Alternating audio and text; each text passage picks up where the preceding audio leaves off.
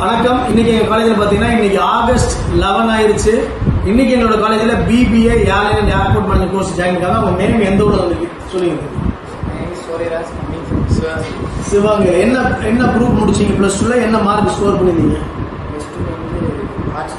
Arts group எடுத்து commerce group. Okay. 360 எடுத்திருந்தீங்க. Okay. ஏன்னா மே கிட்டத்தட்ட 8th or 9th கூட ரிசல்ட் வந்துச்சு.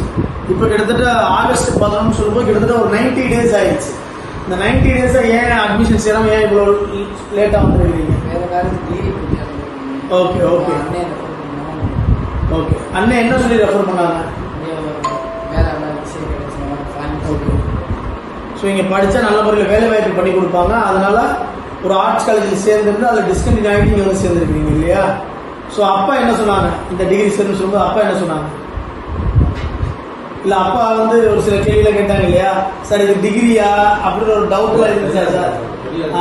பொதுவா அவங்க ஃபாதருக்கு இருந்த டவுட் என்னன்னா, சார் BBA ஏர்போர்ட் மேனேஜ்மெண்ட் படிச்சா இது 3 year கோர்ஸ் 6 semesters எல்லாம் சொல்றீங்க, பட் இது வந்து ஒரு டிகிரி ப்ரோக்ராமா அப்படிங்கிற கேள்வி உங்களுக்குள்ள ஒரு கொஸ்டினா இருந்துச்சு.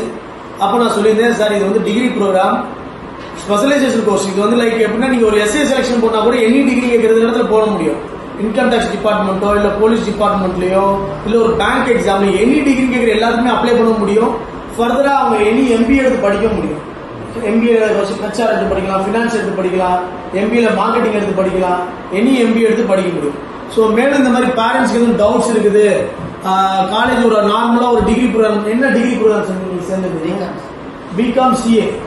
இந்த மாதிரி ஒரு டிகிரி ப்ரோக்ராம் சேரும் காட்டிலும் ஒரு ப்ரொஃபஷனல் கோர்ஸ் எடுத்து படிக்கும்போது உங்களுக்கு ஜாப் கேரண்டி இருக்கும். அதே சமயத்தில் அந்த எனி டிகிரிக்கு எல்லா பெனிஃபிட்டும் உங்களுக்கு கிடைக்கும்.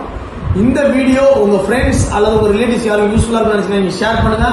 இதுல எதுவும் டவுட்ஸ் கமெண்ட் செக்ஷன் நீங்க தெரிவிக்கலாம். நன்றி, வணக்கம்.